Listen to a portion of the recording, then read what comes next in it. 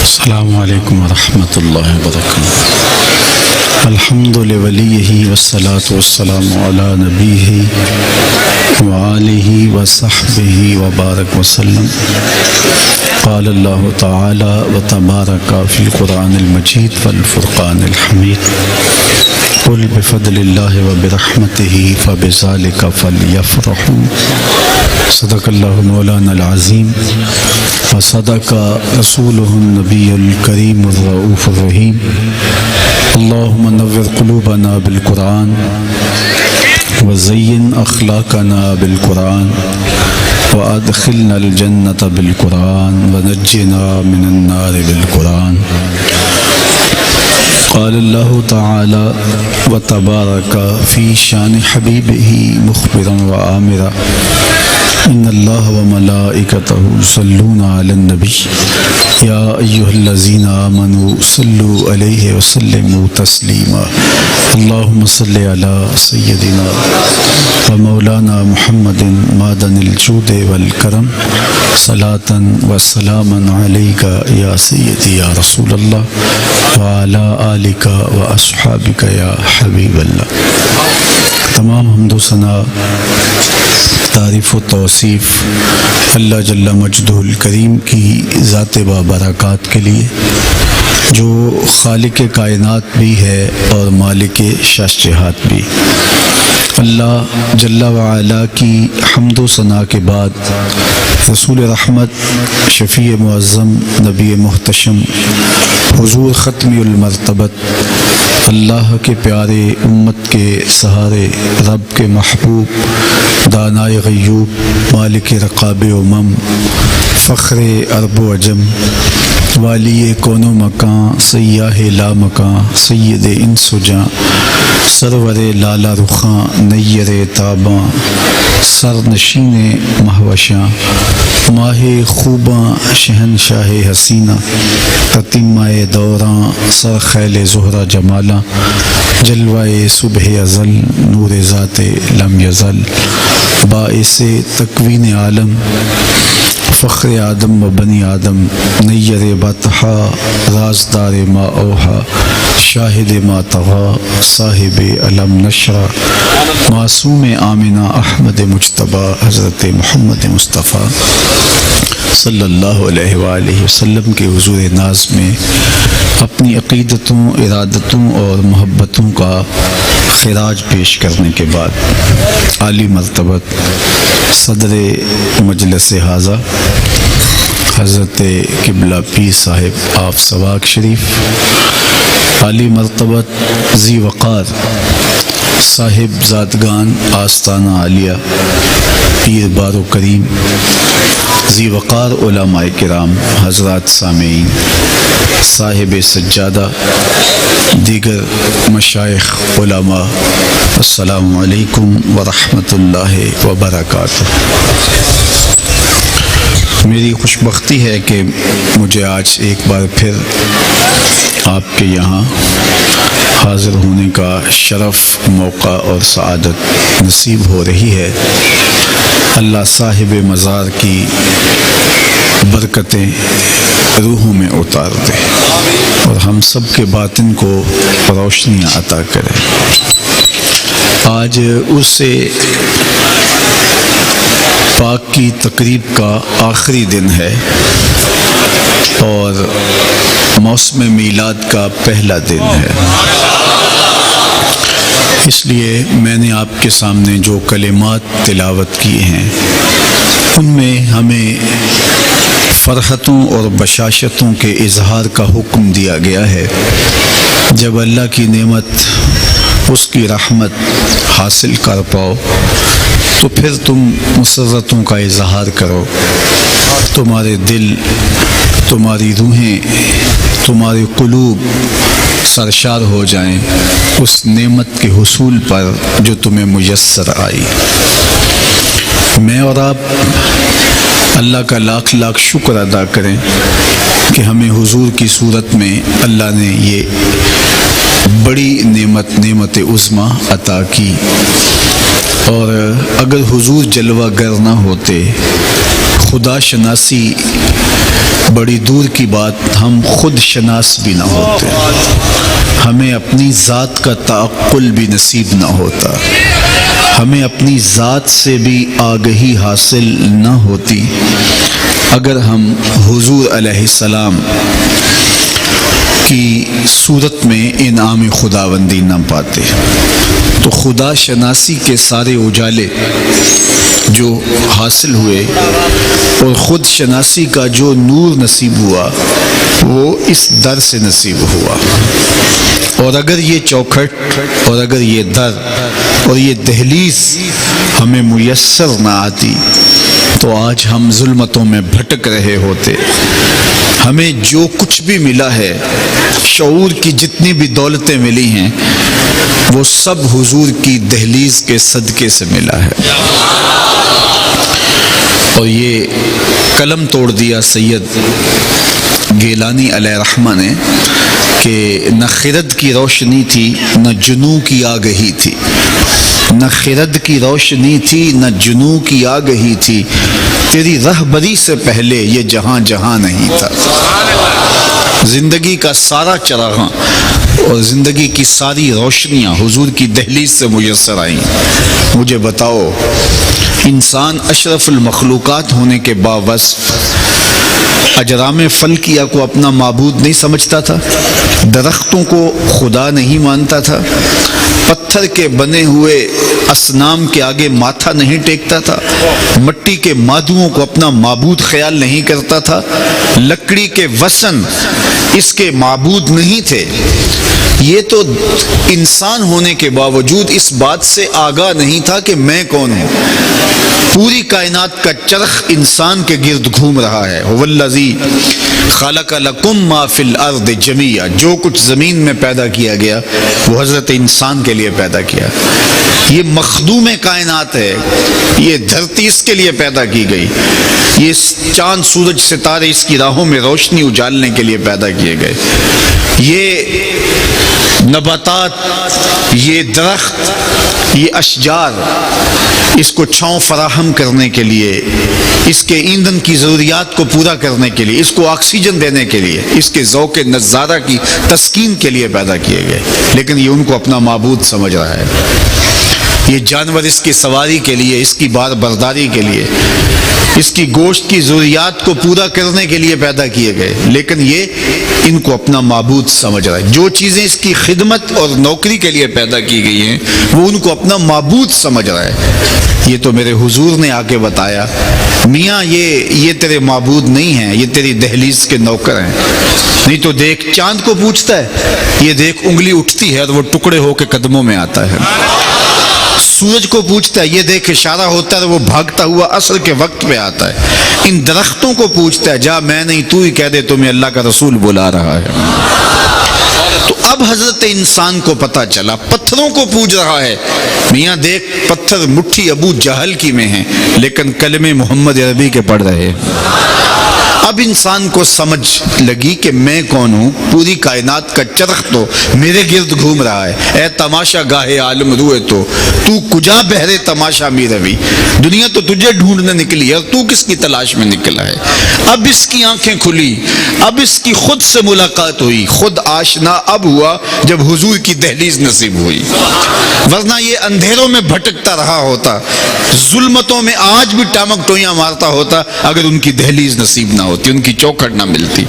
یہ تو انہوں نے بتایا کہ یہ تیرے نوکر ہیں، تو مخدوم ہے ان کا، یہ تیری دہلیز کے بکاری ہیں اور یہ تیرے لیے تخلیق کیے گئے، یہ تیری ضرورتوں کے کفیل ہیں اور یہ تیرے لیے پیدا کیے گئے ہیں. تو کائنات کا مقصود ہے، تو مدعائے کائنات ہے، تیرے گرد کائنات کا چرخ گھومتا ہے. اب اسے اپنے آپ سے ملاقات ہوئی. اب اس کا بدلا ہوا لہجہ دیکھیے. اب اس کی بدلی ہوئی ٹون دیکھیے، اب بولتا ہے فرشتہ کہنے سے میری توقیر گھٹتی ہے، میں مسجود ملائک ہوں، مجھے انسان رہنے دو۔ اسے اب پتہ چلا کہ میں کون ہوں، اسے اب سمجھ آئی ستاروں سے آگے جہاں اور بھی ہیں، ابھی عشق کے امتحان اور بھی ہیں، پرے ہے چرخ نیلی فام سے منزل مسلمان کی، ستارے جس کی گرد راہوں وہ کارواں تو ہے۔ اسے اب سمجھ آئی تو راز کن فقاں ہے، اپنی آنکھوں پر عیاں ہو جا، خودی کا رازداں ہو جا، خدا کا ترجمہ ہو جا، خودی میں ڈوب جا غافل، یہ سر زندگانی ہے، نکل کر حلقہ شام و سحر سے جاویداں ہو جا، مسافے زندگی میں سیرت فولاد پیدا کر، شبستان محبت میں حریر و پرنیا ہو جا، گزر جا بن کے سیلے تند رو کوہ بیاباں سے، گلستان راہ میں آئے تو جوئے نغمہ خاں ہو جا، تیرے علم و محبت کی نہیں ہے انتہا کوئی، نہیں ہے تجھ سے بڑھ کر ساز فطرت میں نوا کوئی۔ اسے اب سمجھ آئی کہ میں کون ہوں اور کہاں کھڑا ہوں، کانپتا ہے دل تیرا اندیشہ طوفان سے کیا، نا خدا تو، بحر تو، کشتی بھی تو، ساحل بھی تو، دیکھ آ کر کوچائے چاکے گرے با میں کبھی، کیس تو، لیلا بھی تو، صحرا بھی تو، محمل بھی تو، وائے ناکامی کہ تو محتاج ساکی ہو گیا، میں بھی تو، مینا بھی تو، مستی بھی تو، حاصل بھی تو، آہ کس کی جستجو آوارہ رکھتی ہے تجھے، راہ تو، رہرو بھی تو، رہبر بھی تو، منزل بھی تو، بے خبر تو جوہر آئینہ ایام ہے، تو زمانے میں خدا کا آخری پیغام ہے۔ اسے سمجھ ہی اب آئی کہ میں ہوں کون اور کھڑا کہاں ہوں، تو اگر ان کی دہلیز نہ ملتی تو یہ آج بھی اندھیروں میں بھٹک رہا ہوتا۔ تو پھر سنیے، نہ خرد کی روشنی تھی نہ جنوں کی آگہی تھی، نہ خرد کی روشنی تھی نہ جنوں کی آگہی تھی، تیری رہبری سے پہلے یہ جہاں جہاں نہیں تھا۔ تو زندگی کا سارا جمال اس دہلیز سے ملا، خود شناسی کا نور اس چوکھٹ سے ملا، اور خدا شناسی کے اجالے بھی اسی دہلیز سے ملتے ہیں۔ مجھے بتائیے اگر حضور تشریف نہ لاتے تو خدا شناسی کیسے حاصل ہوتی؟ انسان تو محسوسات کا عادی ہو چکا تھا۔ اقبال نے کہا خو گرے پیک گرے محسوس تھی انسان کی نظر، بن دیکھے خدا کو پھر کوئی مانتا کیوں کر۔ انسان تو محسوسات کا عادی ہو گیا تھا، دیکھتا تو پھر مانتا، اور ایک ایسے وجود کو ہم مان رہے ہیں جس کو دیکھا نہیں، جس کو چھوا نہیں، جس سے کبھی ہم کلام نہیں ہوئے، جو تصور، خیال، فہم اور ادراک سے بالا ہے۔ اکبر الہٰبادی نے کہا تھا تو دل میں تو آتا ہے سمجھ میں نہیں آتا، میں جان گیا بس تیری پہچان یہی ہے۔ ایک ایسے وجود کا اقرار اور اس پر اذعان و یقین۔ ہمیں اپنی ذات پر اتنا یقین نہیں ہے جتنا اللہ کی ذات پر یقین ہے۔ سخت گرمی ہے، کڑکتی دوپہر ہے، برستی گرمی ہے، حلق خشک ہے، زباں کانٹا ہے، ٹھنڈا پانی دستیاب ہے، دروازہ مقفل ہے، کوئی دیکھنے والا بھی نہیں ہے، لیکن ایک گھونٹ بھی حلق سے نیچے نہیں اتارتے کہ ہم روزے سے ہیں اور ہمارا اللہ ہمیں دیکھ رہا ہے۔ یہ منظر دیکھنے کو ملتا ہے۔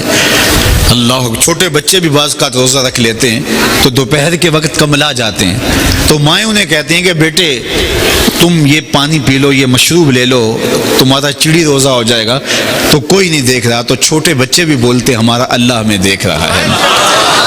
تو اللہ کی ذات پر یہ تیقن، یہ یقین کیسے پیدا ہوا؟ جس کو دیکھا نہیں، جس کو چھوا نہیں، جس سے ہم کلام نہیں ہوئے، جو عقل و فہم و ادراک کی حدود سے ورا ہے، جس کو نہ تولا جائے، نہ ناپا جائے، نہ سمجھا جائے، نہ سوچا جائے، تصور اور خیال سے وہ ورا ہو، اس کے بارے میں اتنا پختہ یقین، اتنا پختہ اذعان، یہ یقین نصیب کہاں سے ہوا؟ تو جواب ایک ہی آئے گا، محمد عربی کی چوکھٹ سے نصیب ہوا۔ میرے امام بولے فیض پہنچا اے رضا احمد پاک کا، فیض پہنچا اے رضا احمد پاک کا، ورنہ ہم کیا جانتے خدا کون ہے۔ تو خدا تک جو رسائی نصیب ہوئی ہے، خدا کی چوکھٹ تک جو ہم پہنچے ہیں، تو یہ حضور کے توسل سے پہنچے، ورنہ ایک ایسی ذات کو اس یقین کے ساتھ مان لینا کیسے ممکن تھا؟ اللہ کے محبوب علیہ السلام گزر رہے ہیں، سوا نامی ایک شخص کے ہاتھ میں گھوڑا دیکھا، تو گھوڑا بہت اچھا لگا، حضور نے اسے کہا کہ بیچتے ہو؟ اس نے کہا میں بیچتا ہوں، سودا طے ہو گیا۔ فرمایا تم رکو، میں تاجرانہ غرض سے تو نہیں آیا تھا، میں اس کی قیمت لے کے کے آتا ہوں. حضور قیمت لینے گئے تو وہ وہاں رکا تو کسی نے گزرتے ہوئے کہا یہاں کیوں ٹھہرے ہو؟ کہا مسلمانوں کے نبی سے اس گھوڑے کا سودا ہوا ہے تو وہ قیمت لینے گئے. تو اس نے کہا کہ کتنے کا بیچا؟ کہا اتنے میں. کہا مجھے زائد پیسوں میں دے دو. اس نے کہا میں تو سودا کر چکا ہوں. کہا جب تم نے سودا کیا تھا کوئی گواہ موقع پہ تھا؟ لوگوں نے کہا. اس نے کہا نہیں. تو کہا پھر وہ آئیں گے تو مکر جانا, تم جو ہے وہ مجھے گھوڑا دے دو, زیادہ پیسے لے لو. وہ لالچ میں آ گیا. اتنے میں حضور پہنچ آئے. قیمت دینا چاہیے تو اس نے کہا جناب میرا تو آپ سے سودا ہی نہیں ہوا. حضور کہیں کہ میں نے خریدا ہے, وہ کہے میں نے بیچا ہی نہیں. لوگوں کا ہجوم بن گیا. لوگوں کے چہروں کے جب تاثر دیکھے تو سوا گھبرا گیا کہ صادق بھی یہی ہیں, امین بھی یہی ہیں. تو اگر لوگوں پہ فیصلہ ڈال دیا گیا تو مجھے جھوٹا کہیں گے اور انہیں سچا کہیں گے. تو اس نے بات کو بدلا اور حضور سے مخاطب ہو کے کہا جناب جب دو آدمیوں کے مابین نزاع بن جائے تو آپ کی شریعت میں اس کا حل کیا ہوتا ہے؟ تو میرے حضور نے ارشاد فرمایا کہ جو شخص مدعی ہو وہ گواہ پیش کرے, اور اگر اس کے پاس گواہ نہیں ہے والیمین علی من انکر, جو انکار کرتا ہے وہ قسم دے دے. اس نے کہا جی فیصلہ ہو گیا. اگر آپ نے مجھ سے گھوڑا خریدا ہے تو گواہ لے آئیں, اور اگر آپ کے پاس گواہ نہیں ہے تو میں قسم دینے کے لیے تیار ہوں. مکر تو گیا ہی تھا, اس کے لیے قسم دینا کیا مشکل تھا, اور ظاہر اسے پتا تھا جب سودا ہوا تو گواہ موجود نہیں تھا. تو اس نے کہا آپ گواہ لے آئیں نہیں تو میں قسم دے دیتا ہوں. جب وہ گواہ مانگ رہا تھا تو مجمع میں موجود حضرت خزیمہ بن ثابت انصاری رضی اللہ تعالی عنہ آگے بڑھے, سینے پہ ہاتھ رکھا, کہا گواہی مانگتا ہے, میں گواہی دیتا ہوں. میرے حضور نے تجھ سے گھوڑا خریدا اور جتنی قیمت حضور بتا رہے ہیں اتنے میں سودا ہوا ہے. اس نے مفت تو دینا نہیں تھا, زائد پیسوں کے لالچ میں آ کے مکر گیا تھا. خیر اس نے کہا چلو ٹھیک ہے مجھے راستہ ملا اس قضیے سے نکلنے کا. تو اس نے کہا جی ٹھیک ہے میرا مطالبہ پورا ہو گیا. قیمت حضور علیہ السلام سے وصول کر لی, گھوڑا دیا, مجمع ہٹنے لگا, لوگ چھٹنے لگے. تو حضور نے حضرت خزیمہ کو اشارہ کر کے بلایا, کہا خزیمہ گھوڑا بھی مل گیا, بات بھی سچی, لیکن تم نے کیسے گواہی دی؟ تم تو موقع پہ موجود ہی نہیں تھے. تو سنو جو بات حضرت خزیمہ بن ثابت انصاری نے کہی. حضرت خزیمہ نے عرض کی حضور آپ کے کہنے پہ ہم نے رب کی گواہی نہیں دے دی, جنت اور دوزخ کی گواہی نہیں دے دی. یہ گھوڑا کیا ہوتا ہے؟ آپ کے کہنے پہ ہم نے رب کی گواہی دیکھی, اسے بلا کب دیکھا تھا؟ آپ کے کہنے پہ گواہی دی, اور یہ بھی تو آپ ہی کہہ رہے تھے. حضور نے حضرت خزیمہ کا ہاتھ فضا میں بلند کیا, جانے والوں رک جاؤ, ٹھہر جاؤ, میری شریعت دو گواہ مانگتی ہے, لیکن سنو جب جہاں میرا خزیمہ ہوگا ایک کی گواہی دو کے قائم مقام ہوگا. فیض پہنچا اے رضا احمد پاک کا, ورنہ ہم کیا جانتے خدا کون ہے. تو خدا تک شناسائی, خدا تک رسائی, خدا کی آشنائی جو حضرت انسان کو ملی ہے وہ حضور کی دہلیز سے ملی ہے. اور اگر یہ در نہیں ملتا تو خدا کا در بھی نہیں ملتا. عالی مرتبت علماء اور ذی وقار مشائخ تشریف فرما ہیں. میں قرآن مجید کی ایک آیت کے حوالے سے مختصر بات اسی مضمون کو موقت کرنے کے لیے آپ کے سامنے رکھنا چاہتا ہوں. کیا ارشاد فرمایا وَإِذَا سَأَلَكَ عِبَادِي أَنِّي فَإِنِّي قَرِيبٌ. اے حبیب میرے بندے جب تیرے پاس آ کے میرا پوچھتے ہیں, اگر آپ کی توجہ ہو تو میرے بندے تیرے پاس آ کے میرا پوچھتے ہیں, بندے میرے ہیں, حبیب آتے تیرے پاس ہیں اور پتہ پھر میرا پوچھتے ہیں. فَإِنِّي قریب, فا تاقیبیہ کے بعد علماء کہتے ہیں قل مقدر ہے, ان آنے والوں کو کہہ دیجئے, بتا دیجئے میں دور نہیں ہوں, میں نیڑے ہی ہوں, مل جاؤں گا. ان کو تسلی دے دیجئے, جنگلوں کی خاک چھانتے چھانتے, صحراؤں کی مسافتیں کاٹتے کاٹتے جب میرے تک پہنچے ہو تو تسلی رکھو, جمع خاطر رکھو, میں تمہیں خدا کی طرف سے یہ میسج دے رہا ہوں کہ وہ دور نہیں, وہ قریب ہے. تو حبیب میرے بندے مجھے ڈھونڈتے ڈھونڈتے جب تیرے تک آ جائیں تو ان کو کہہ دیجئے, فقل, بس ان کو کہہ دیجئے کہ میں قریب ہوں, میں نیڑے ہوں, دور نہیں ہوں, مل جاؤں گا. یہ تو ہے کل کے مقدر ماننے سے جو مفہوم نکلتا ہے، لیکن اہل محبت نے کہا کل مقدر ماننے کی ضرورت ہی کیا ہے، بات ہی سیدھی سی ہے، اور وہ کیا کہ اے حبیب میرے بندے مجھے ڈھونڈتے ڈھونڈتے جب تیرے تک آ گئے، اے حبیب میرے بندے مجھے ڈھونڈتے ڈھونڈتے جب تیرے تک آ گئے تو میں پھر بھی دور ہوں۔ محبوب میرے بندے مجھے ڈھونڈتے ڈھونڈتے جب تیرے تک آ گئے، محبوب جب تیرے تک آ گئے تو میرے تک آ گئے، تیرے تک پہنچنا ہی تو میرے تک پہنچنا ہے۔ اور میرے امام بولے بخدا خدا کا یہی ہے در، نہیں اور کوئی مفر مقر، جو وہاں ہو یہیں آ کے ہو، جو یہاں نہیں وہ وہاں نہیں، وہی لامکاں کے مکی ہوئے سر عرش تخت نشیں ہوئے، یہ نبی ہیں جس کے ہیں وہ مکان، وہ خدا ہے جس کا مکان نہیں۔ کہا حبیب میرے بندے مجھے ڈھونڈتے ڈھونڈتے جب تیرے تک آ گئے، محبوب جب تیرے تک آ گئے تو گویا میرے تک آ گئے، تیرے تک پہنچنا ہی تو میرے تک پہنچنا ہے۔ اور اقبال بولا خضر بتلائے تو کیوں کر بتلائے، اگر ماہی پوچھے کہ دریا کہاں ہے۔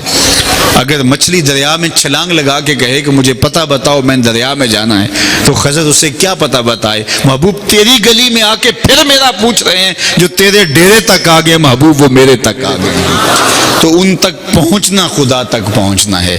اس لیے اگر کوئی ان تک نہیں پہنچا تو خدا تک پہنچنے کا تصور بھی نہیں کر سکتا۔ اقبال کے سارے کلام کا خلاصہ اگر آپ کے سامنے رکھنا چاہوں تو وہ یہ ہے بمصطفیٰ برساں خیشرا کے دی ہماؤست، اگر باؤ نہ رسیدی تمام بولا حبیست، اپنے آپ کو کھینچ کے حضور کے قدموں تک لے جا، اور اگر تو وہاں تک نہیں پہنچا تو کلمہ پڑھ کے بھی ابو لہب کا ابو لہب ہے، اگر ان کی دہلیز تک نہیں پہنچا۔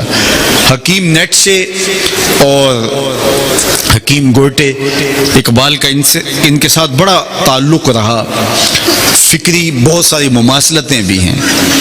تو حکیم نیٹشے تصور توحید تک پہنچ گیا تھا، لیکن اس نے حضور کے بغیر خدا تک پہنچنا چاہا، ساری زندگی توحید کے کوچوں کے اطراف میں گھومتا رہا، لیکن وہ صاحب جنوں نہ بن سکا، اگرچہ خرد کی ساری گتھیاں اس نے سلجھا لی تھی۔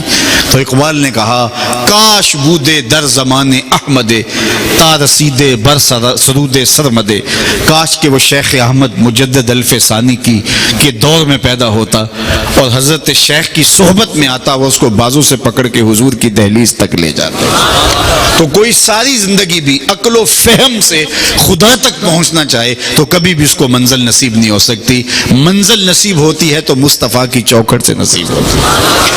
اس لیے حضور علیہ الصلوۃ والسلام کا وسیلہ حضور علیہ السلام کی قربت اور حضور علیہ السلام کا ذریعہ ہی خدا شناسی اور خدا کی قربت کا سبب خدا بندی ہوا۔ اگر یہ انعام نصیب نہ ہوتا تو کائنات کبھی بھی اللہ تعالیٰ سے شناسا نہ ہو سکتی۔ یہاں اقبال کا اپنا لہجہ ہے اور بڑا دل آویز کہ ہو نہ یہ پھول تو بلبل کا ترنم بھی نہ ہو، چمنے دہر میں کلیوں کا تبسم بھی نہ ہو نہ یہ ساقی تو پھر میں بھی نہ ہو، خم بھی نہ ہو، بزم توحید بھی دنیا میں نہ ہو، تم بھی نہ ہو۔ خیمہ افلاک کا استادہ اسی نام سے ہے، نبض ہستی تب آمادہ اسی نام سے ہے۔ بزم عالم کے اندر جو چراغاں ہے اور نبض ہستی کے اندر جو حرارت دکھائی دیتی ہے، یہ کائنات کے اندر جو چہل پہل اور رونق دکھائی دیتی ہے، یہ سب صدقہ ہے حضور کے قدموں کا، اور اگر وہ نہ ہو تو اس کائنات کا وجود اور اس کائنات کا تشخص ہی باقی نہ رہے۔ حضرات صوفیہ تو کہتے ہیں حضور کائنات کا تعین اول ہیں، پہلا تشخص ہے، اگر حضور جلوہ گر نہ ہوتے تو کائنات کو خلط وجود ہی نہ ملتا، لولا کا لما خلقت الافلاک، اس پہ شہاد عادل ہے۔ تو تعین اول، تشخص اول حضور کا وجود، اور اسی وجود سے پوری کائنات کو تخلیق کیا گیا۔ تو اصل وجود آمدی از نخست، دیگر ہر چے موجود شد فرح تست۔ حضور کائنات کی اصل ہیں۔ لگتا یہ ہے کہ پہلے تنا ہے، تنے کے بعد جو ہے وہ شاخیں ہیں، شاخوں کے بعد پتے ہیں، پتوں کے بعد کلیاں ہیں، کلیوں کے بعد پھول ہیں، اور پھولوں کے بعد پھل ہیں، اور پھل پکا تو اب بیج بنا۔ لگتا یہ ہے تنا پہلے ہے اور آخر میں بیج ہے، لیکن کاشتکار جانتا ہے سب سے پہلے بھی بیج تھا، سب سے آخر بھی بیج ہے۔ تو اقبال کہتا ہے کہ لوگوں کو یہ لگتا ہے حضور سب سے آخر میں آئے، لیکن نگاہ عشق و مستی میں وہی اول وہی آخر۔ اول بھی وہی ہیں آخر بھی وہی ہیں، نگاہ عشق و مستی میں وہی اول وہی آخر، وہی قرآن وہی فرقان وہی یاسین وہی طٰہٰ۔ اور میاں صاحب بولے سارے نور اسے دے نوروں تے اس دا نور حضوروں۔ تعین اول ہیں، کائنات کا پہلا تشخص حضور ہے، اور حضور اگر درمیان سے نکال دیے جائیں کائنات اپنا وجود کھو دے، اگر ان کی رحمت نہ ہو درمیان میں ابھی آگ لگ جائے دونوں جہاں میں، کوئی چیز موجود نہ رہے اگر حضور علیہ الصلوۃ والسلام درمیان میں نہ ہو تو تعین اول، تشخص اول حضور کا پاکیزہ وجود۔ اور اس کو آسان لہجے میں میاں صاحب نے اپنی جو ہے وہ پنجابی انداز کے اندر کیا خوب بیان کر دیا، سارے نور اسے دے نوروں تے اس دا نور حضوروں، انہوں تاج عرش تو ملیا موسیٰ نو کوہ توروں۔ تو یہ تعین اول ہے، تعین اول ہے، اول آخر دوویں پاسے اوہو مل کھلوتا، اول بھی وہی اور آخر بھی وہی، کائنات کا تشخص، کائنات کا تعین اول ذات رسالت امام ہے۔ اس لیے کوئی شخص جو حقیقت سے آشنا ہے کبھی بھی وہ حضور علیہ السلام سے جو ہے وہ ہٹنا نہیں چاہے گا، اور وہ نہ ہی ایک سوچ رکھ سکتا ہے کہ میں ڈائریکٹ خدا تک پہنچ سکتا ہوں۔ یہ ذریعہ ہی نہیں، یہ کوئی راستہ ہی نہیں ہے، یہ کوئی انداز ہی نہیں ہے۔ مپندار سادی کے راہ صفا تواں رفت جز بر پے مصطفیٰ، سادی سوچنا بھی نہ کہ حضور کے بغیر تو خدا تک پہنچ سکتا ہے۔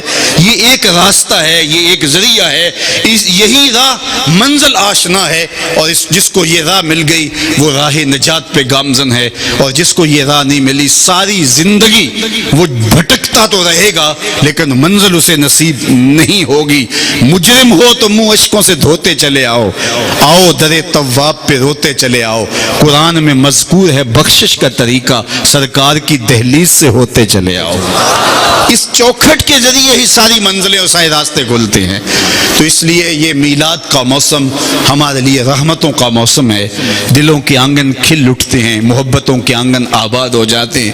اچھا، ایک طرف جب یہ چمن کھلتا ہے، خوشبو پھیلتی ہے اور مہک سے ماحول مشک بار ہو جاتا ہے، دوسری جانب یہ تعفن بھی پھیلتا ہے، لوگ سوالات کی پوٹلیاں لیے آپ کے پاس آتے ہیں، جناب یہ کہاں لکھا ہے، یہ محفل میلاد، یہ اذکار، یہ اجلاس، یہ جلوس، یہ کہاں لکھا ہے؟ تو میں کہا کرتا ہوں صاحب لکھے کی کمی نہیں، علماء دلائل کے انبار لگا دیتے ہیں، لیکن میں کہا کرتا ہوں کیا ذکر رسول کے لیے بھی کسی دلیل کی ضرورت ہے؟ کبھی ایسا ہوا ہے کہ پھولوں کا تذکرہ چھڑا ہو اور بلبل کہے کہاں لکھا ہے؟ بات شمع کی چل رہی ہو، پروانہ دلیلیں ڈھونڈ رہا ہو، اور یہ بھی ممکن نہیں کہ بات سرکار دو عالم کی ہو رہی ہو اور امتی کو دلیل چاہیے۔ محب کے لیے اس سے بڑا اور سرمایہ کیا ہو کہ کوئی اس کے محبوب کا ذکر چھیڑ دے۔ عہد ذکر نعمان لنا فإن ذکرہ هو المسک ما کررتہ یتضوع۔ امام شافعی بولے میرے ممدوح کی باتیں چھیڑو، میرے محبوب کا ذکر کرو، ان کا تذکرہ ایسی کستوری ہے جو جو سے چھیڑتے جاؤ گے خوشبو پھیلتی چلی جائے گی۔ مطرب سے کہو کہ چھیڑے ذرا اس جان تمنا کا قصہ، مطرب سے کہو کہ چھیڑے ذرا اس جان تمنا کا قصہ، فرقت کے بھیانک لمحوں میں کچھ دل کو سہارا ہو جائے۔ تو اہل ایمان کو تو ٹھنڈ پڑتی ہے، ان کے قلوب کو تسکین پہنچتی ہے۔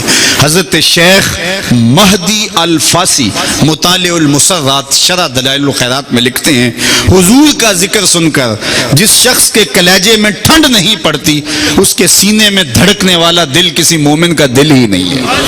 یہ ہو ہی نہیں سکتا کہ حضور کا دل ہو، حضور کا ذکر ہو اور قرار نہ پہنچے، تسکین نہ پہنچے۔ ہم تو چاہتے ہیں کوئی ان کا ذکر چھوڑ دے، چھیڑے، ان کا تذکرہ چھیڑے۔ وہ کیا کسی نے کہا تھا کہ میں خانہ سہارا دیتا ہے نہ جام سہارا دیتا ہے، ہم کو تو مدینے والے کا ایک نام سہارا دیتا ہے۔ سینے میں ٹھنڈ پڑ جاتی ہے جب ان کا ذکر کسی کے لبوں پہ سجتا ہے تو سادہ سا لہجہ لیکن دل نشینی اتنی ہے کہ آپ واہ واہ کر اٹھیں گے۔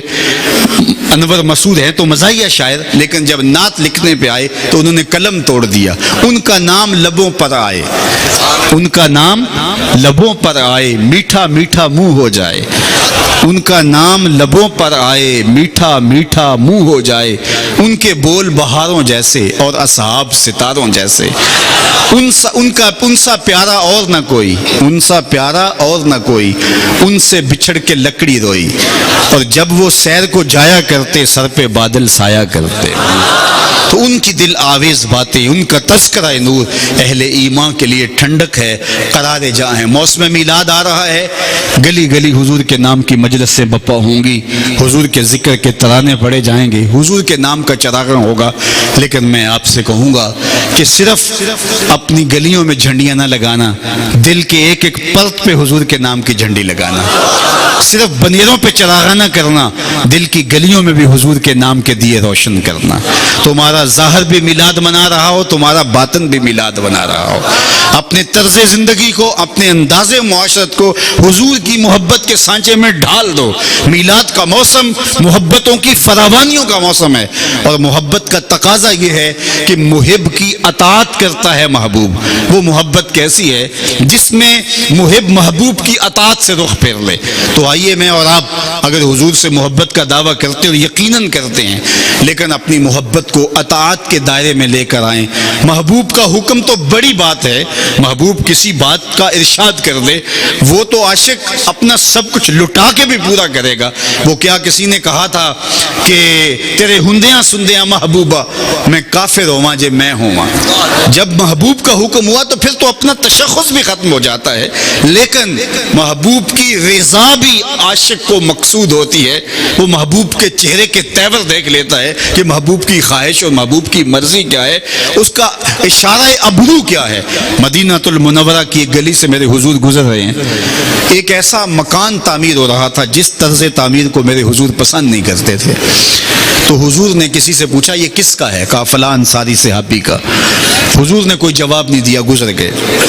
تو وہ شخص اس صحابی سے ملا، کہا تیرے مکان کے قریب سے میرے حضور گزرے، حضور نے پوچھا تھا لیکن شاید حضور کو پسند نہیں آیا، چہرے پر آثار پسندیدگی کا ظہور میں نے نہیں دیکھا۔ اس نے کہا اچھا، کہا ہاں۔ اس نے کدال لیا اور مکان کو زمین کے برابر کر دیا۔ 2-4 دن کے بعد حضور کا دوبارہ گزر ہوا، دیکھا ملبے کا ڈھیر پڑا ہوا ہے۔ کہا صاحب مکان کو بلایا جائے، بلایا گیا۔ فرمایا میں گزرا تھا تیرا مکان دیکھا تھا، آج ملبے کا ڈھیر پڑا ہے۔ عرض کی حضور میں نے گرا دیا۔ فرمایا کیوں؟ عرض کی سنا تھا آپ کو پسند نہیں، سنا تھا آپ کو پسند نہیں۔ میں اور آپ دیکھیں ہمارا کیا کیا حضور کو پسند نہیں، سر سے لے کر پاؤں تک، عقیقے سے لے کر ولیمے تک، نجی زندگی سے لے کے امور سیاست تک، کاروبار سے لے کر کے اپنے انداز معاشرت تک، وضاقتہ سے لے کے طرز حیات تک، ہم دیکھیں ہمارا کیا کیا حضور کو پسند نہیں۔ حضور کی مجلس لگی ہے، ایک صاحب آئے، انہوں نے حضور سے سلام لیا، میرے آقا کریم نے رخ پھیر لیا۔ وہ سمجھے شاید اتفاقاً ہوا ہے، تو جدھر حضور نے رخ پھیرا وہ ادھر سے جا کے سلام کرتے ہیں، تو حضور نے پھر رخ پھیر لیا۔ سمجھ گئے کہ ناراضگی ہے۔ صحابہ سے ملے کہ میں تو سفر سے آیا ہوں، مجھے تو سمجھ نہیں آ رہی کہ حضور کی ناراضگی کا سبب کیا ہے، آپ کو کوئی اندازہ ہے؟ آپ بتا سکتے ہیں کہ حضور مجھ سے کیوں ناراض ہے؟ تو انہوں نے غور کیا تو کہا ہاں یہ تو نے جو سونے کی انگوٹھی پہنی ہے اس وجہ سے حضور کی ناراضگی ہو سکتی ہے، چونکہ حضور نے مرد کے لیے سونا اور چاندی منع قرار دیا ہے۔ ان الذهب والفضة حرام لذکور امتی، یہ امت کے مردوں کے لیے حرام ہے۔ صرف 4.5 ماشے سے کم وزن کی ایک انگوٹھی شریعت نے جائز قرار دی ہے، باقی یہ عورتوں کا زیور ہے، زینت ہے، مرد کو اس کی ضرورت نہیں ہے۔ یہ جہنم کا انگارہ قرار دیا، گناہ بے لذت ہے، کیوں اٹھا رہے ہو؟ شاید حضور کی ناراضگی کا سبب یہ ہو۔ وہ آگے بڑا، انگوٹھی اتار کے حضور کو پیش کرتے ہوئے کہا حضور کیا اس وجہ سے ناراض ہیں؟ حضور نے انگوٹھی پکڑی اور پھینک دی، ناراضگی کی وجہ ختم ہو گئی، بیٹھ گیا، مجلس چلتی رہی، لؤلؤے نور لٹتے رہے اور وہ جھولی بھرتا رہا۔ خیر جب مجلس سے اختتام کو پہنچی، لوگ بھی اٹھے، وہ بھی اٹھ کے واپس پلٹا تو کسی نے اس کو اشارہ دیا وہ جو سونے کی انگوٹھی پڑی ہے وہ تو اٹھا لے، تم تو نہیں پہن سکتے شرن، تمہاری بیوی تو پہن سکتی ہے، قیمتی دھات ہے۔ تو صحابی نے جو جواب دیا سنیے، اس نے کہا واللہ لا آخذہ وقد ترہ رسول اللہ صلی اللہ علیہ وسلم، واللہ اللہ قسم میں اس کو کبھی بھی نہیں اٹھاؤں گا، وقد ترہ رسول اللہ، جس کو میرے حضور نے پھینک دیا ہے۔ جس کو میرے حضور نے پھینک دیا میں اس کو کبھی بھی نہیں اٹھاؤں گا. وہ سونا ہے, ہیرے ہے, موتی ہے, پکراج ہے, لال ہے, زمرد ہے, کچھ بھی ہے, پڑا رہے, میں اس کو نہیں اٹھاؤں گا, اس لیے کہ میرے حضور نے اس کو پھینک دیا. اب میں اور آپ اپنی زندگی میں اتر کے دیکھیں کیا کیا وہ چیزیں ہیں جو حضور نے پھینک دی, اور کہیں وہ چیزیں ہم نے گلے سے تو نہیں لگائی ہوئی. اگر ہم نے گلے سے لگائی ہے تو صاحب پھر اپنے عشق پہ نظر ثانی کیجئے, اپنی محبت پہ نظر ثانی کیجئے. محب تو محبوب کی ہر ہر ادا کو اختیار کرتا ہے. محبوب کے نام کا زہر بھی پینا پڑے تو محب کے لیے یہ بھی مشکل نہیں ہوتا. میرے بزرگ جھوم کے پڑھا کرتے تھے, عاشق عاشق ہر کوئی آکے پر عاشق بندہ مر کے, زہر پیالہ کوئی نہیں پیندا پر عاشق پیندا پر کے. تو محب تو محبوب کے لیے ہر دکھ جھیل جاتا ہے. اور یہ کیسے ہو سکتا ہے کہ محبوب نے ایک چیز پھینک دی ہو اور ایک چیز کو محبوب ناپسند کرتے ہوں اور محب جو ہے وہ اس کو پسند کرتا ہو؟ اگر ایسا ہے تو پھر وہ محب نہیں ہے. میں اور آپ اپنے اطراف کا نہیں اپنا جائزہ لیں. ہم دوسروں کو دیکھتے رہتے ہیں کس میں کیا کمی ہے. میاں صوفیاء کا تصوف ان دو جملوں پہ کھڑا ہے کہ جب اچھائی دیکھنے کا شوق ہو تو دوسروں میں دیکھو, اور جب برائی دیکھنے کا شوق آ جائے تو اپنے اندر اتر کے دیکھو, اپنے من میں اتر کے دیکھو کہ میں کہاں کھڑا ہوں. دوسرے کی طرف انگلیاں اٹھانے والا اس بات سے غافل نہ ہو کہ باقی ساری انگلیاں اس کی اپنی طرف اٹھ رہی ہوتی ہیں. اس لیے اپنے اندر اترو اور دیکھو میں کہاں غلط ہوں اور حضور علیہ السلام کا طریقہ زندگی کیا تھا, حضور علیہ السلام کا طرز حیات کیا تھا اور میرا طریقہ حیات کیا ہے. عالی مرتبت بزرگوں کی چوکھٹ پہ آنے والوں, حضور بارو کریم کی چوکھٹ پہ حاضری دینے والوں, یہ وہ مشائخ ہیں جنہوں نے اپنی ساری زندگیاں اللہ اس کے رسول کے احکام کی تنفیذ کے لیے اور عملی جو ہے وہ اظہار کے لیے اپنی زندگیاں وقف کر دی اور اپنی زندگی کی ایک ایک سانس حضور کے نام لگا دی. ان کی زندگیاں آپ لوگوں کے سامنے ہیں اور ان کو دیکھ کر کے اپنی زندگی کی راہیں متعین کی جا سکتی ہیں. ان کے عرس کی تقریب میں حاضر ہونا یہ سعادت مندی ہے. صاحب عرس کا فیض عرس کے دن خاص طور پہ بٹ رہا ہوتا ہے اور انوار اتر رہے ہوتے ہیں, لیکن صرف فیض اس چیز کو نہ سمجھو کہ میرے مشکل اور رکے ہوئے کام جو ہیں وہ چل جائیں تو شیخ کا فیض نصیب ہوگا. شیخ کا فیض توکل ہے, شیخ کا فیض رضا الہی کا حصول ہے, شیخ کا فیض اللہ کی رضا پہ راضی ہو جانے کا مزاج ہے, شیخ کا فیض اللہ نے جو دیا ہے اس پر صابر اور شاکر رہنا ہے اور حضور کی شریعت پہ عمل پیرا ہونے کا جذبہ نصیب ہونا ہے. یہ لنگر ہے جو اس چوکھٹ سے نصیب ہوتا ہے. آئیے اپنی زندگی کو اتار لیجئے, اپنی زندگی کے اندر ان چیزوں کو جذب کر لیجئے. جس سادگی کے ساتھ, جس محبت کے ساتھ ریت کے ان ٹیلوں میں بیٹھ کر کے وہ مرد قلندر روشنیاں بانٹتا رہا, اجالے بکھیرتا رہا, آج اس صحرا کے ذروں ذروں سے ضیائیں پھوٹ رہی ہیں اور آج یہاں سے نور و نکھت اور اجالے نکل رہے ہیں اور آج یہاں چاروں طرف ریت کے ٹیلے ہی ٹیلے, لیکن یہاں جب پہنچتے ہیں تو سما ہی بدلا بدلا لگتا ہے. وہ کیا کسی نے کہا تھا, ارے میں گسارو سویرے سویرے خرابات کے گرد پھیرے بپھیرے, کبھی اس طرف بھی گزر کر تو دیکھو بڑی رونقیں ہیں فقیروں کے ڈیرے. تو یہ روشنیاں, یہ اجالے اور یہ نور و نکھت اور یہ رونقیں, یہ فرحتیں, یہ تازگیاں, یہ نصیب کہاں سے ہوئی؟ اسی ایک چوکھٹ کا فیضان ہے, اسی دہلیز کی غلامی کے صدقے سے یہ سارے اجالے یہاں آئے. تو یہاں سے روشنیاں سمیٹو, یہاں سے اجالے لے کر کے اپنے اپنے علاقے اور اپنے اپنے ماحول میں پھیلا دو اور ایک صالح معاشرت کی تشکیل کے اندر معاون اور مددگار بن جاؤ. لیکن اگر آئے اور چلے گئے اور کچھ حاصل نہ کیا تو یہ محرومی کے علاوہ اور کچھ نہیں ہے. آئیے میں اور آپ اس عہد نور میں اور اس جو ہے وہ دربار رحمت کے اندر اپنی جھولیاں پھیلا کر کے اور اپنے دامن پھیلا کر کے خیرات مانگیں, نور کی, نکھت کی, اجالوں کی, روشنیوں کی اور حضور کی اتباع کی خیرات مانگے. میرے استاد فرمایا کرتے تھے یہ نہ ہو کہ لوگ تمہیں پوچھے تم کون ہوتے ہو اور تمہیں بتانا پڑے جناب ہم مسلمان ہوتے ہیں, یہ دیکھو مذہب کے خانے میں اسلام لکھا ہے. آپ فرمایا کرتے تھے صاحب کسی کو پوچھنا نہ پڑے اور تمہیں بتانا نہ پڑے, تیری وضاقتہ, تیرا طرز زندگی, تیرا انداز معاشرت ایسا ہونا چاہیے تو دور سے آ رہا ہو, لوگ کہیں وہ دیکھو آقا کا غلام آ رہا ہے. نور آنکھوں پہ تو چہروں پہ اجالے ہوں گے، مصطفیٰ والوں کے انداز نرالے ہوں گے، دنیا میں بھی ان کے دم سے مقدر چمکا، محشر میں بھی ان کی رحمت کے حوالے ہوں گے۔ آؤ اپنی زندگیوں کو حضور کے نام لگا دیں، اقبال کے سارے کلام کا رس نہ چھوڑوں تو جوس یہ نکلتا ہے کہ محمد سے وفا تو نے تو ہم تیرے ہیں، یہ جہاں چیز ہے کیا لوح و قلم تیرے ہیں۔ اقبال کہتے ہیں حضور سے وفا کرو، پھر قلم بھی تمہیں دے دیں گے، تختی بھی تمہیں دے دیں گے، پھر جو لکھنا ہوا خود ہی لکھ لینا، تمہاری تقدیر کے فیصلے کہیں اور نہیں ہوں گے، بلکہ خدا بندے سے خود پوچھے گا بتا تیری رضا کیا ہے۔ لیکن شرط کہ وفا کا رشتہ حضور سے مستحکم ہو۔ وآخر دعوانا ان الحمد للہ رب العالمین۔